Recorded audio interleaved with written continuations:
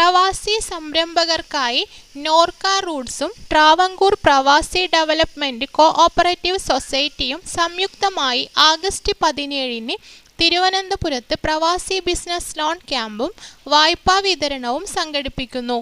നാട്ടിൽ തിരിച്ചെത്തിയ പ്രവാസികളുടെ പുനരധിവാസത്തിനായി സംസ്ഥാന സർക്കാർ നോർക്ക റൂട്ട്സ് വഴി നടപ്പിലാക്കുന്ന Norka department project four return agreement അഥവാ NDPREM പദ്ധതി പ്രകാരമാണ് ക്യാമ്പ് നടത്തുന്നത്.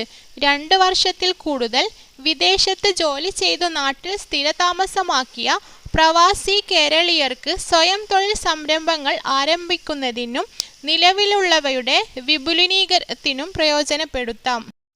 Passport, Aadhaar, pan card, election ID, ration card എന്നിവയുടെ ഒറിജിനലും പകർപ്പുകളും 2 പാസ്പോർട്ട് സൈസ് ഫോട്ടോകൾ തുടങ്ങിയവയാണ് ആവശ്യമുള്ളത്.